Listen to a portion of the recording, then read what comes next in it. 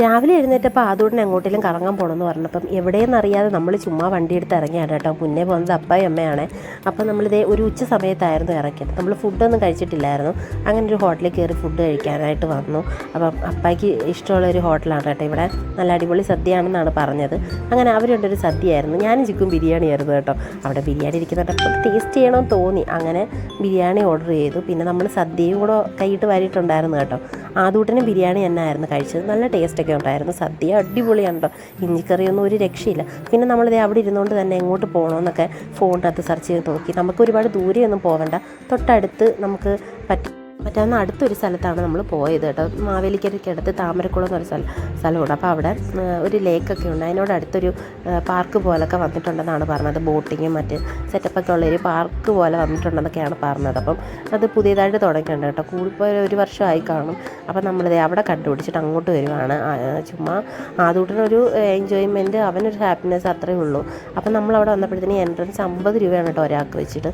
അങ്ങനെ നമ്മൾ വന്ന സമയം നല്ല ഉച്ച സമയം ആയതുകൊണ്ട് അവിടെ നല്ല വെയിലായിരുന്നു. അപ്പം നമ്മളൊരു തണ്ടത്ത് മാറി അവിടെ ഇരിക്കുകയാണ് കേട്ടോ. വന്ന് ഞാനും ചിക്കും നല്ല ടയേർഡായിരുന്നു. കാര്യം ബിരിയാണിയൊക്കെ വെച്ചപ്പോൾ നമുക്കൊരു ഉറക്കമൊക്കെ വരത്തില്ലേ.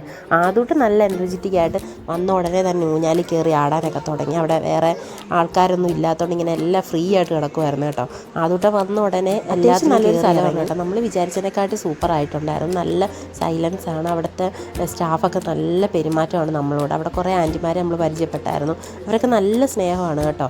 അതുകൊണ്ട് എല്ലാത്തിലും കയറി ഇറങ്ങുവാണ്. അവന് നല്ല ഹാപ്പിയായി. പിന്നെ എൻ്റെ കുറേ പിള്ളേരൊക്കെ വന്ന് തുടങ്ങി. അപ്പം ആ സമയം ആയതുകൊണ്ട് ഒരുപാട് ആൾക്കാരൊന്നും ഇല്ലായിരുന്നു. പിന്നെ വൈകുന്നേരം ആകുമ്പോഴത്തേനും ആളുകൾ വരുമെന്നാണ് പറഞ്ഞത് കേട്ടോ. അങ്ങനെ അതുകൊണ്ട് ഇതിലൊക്കെ കിടന്ന് ചാടാൻ തുടങ്ങിയിട്ടുണ്ടായിരുന്നു കേട്ടോ.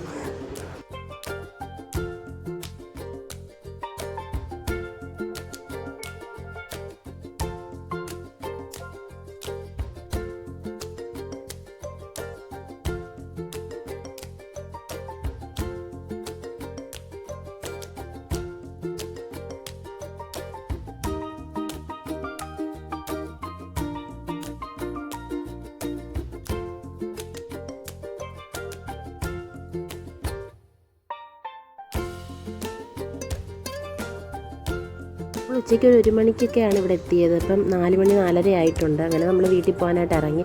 അവിടെ തന്നെ ഒരു ഐസ്ക്രീം പാർലറൊക്കെ ഉണ്ടായിരുന്നു. അപ്പം അവിടെ നിന്ന് ഐസ്ക്രീം മേടിച്ച് കൊടുക്കാമെന്ന് പറഞ്ഞാൽ അതുകൊണ്ട് റൈഡിൽ നിന്നൊക്കെ പിടിച്ചിറക്കിയത് കേട്ടോ. പിന്നെ ഇങ്ങനൊരു സ്പോട്ട് ഉണ്ടായിരുന്നു. അവിടെ ഇന്ന് ഫോട്ടോ ഒക്കെ എടുത്ത് ബോട്ടിംഗ് ഒക്കെ സ്റ്റാർട്ട് ചെയ്തിട്ടുണ്ടായിരുന്നു. ആളുകളൊക്കെ വന്നുകൊണ്ടിരിക്കുന്നു. അങ്ങനെ നമ്മൾ അവിടെ ഇന്ന് കുറച്ച് നേരം സ്പെൻഡ് ചെയ്തിട്ട് വീട്ടിലേക്ക് പോയി.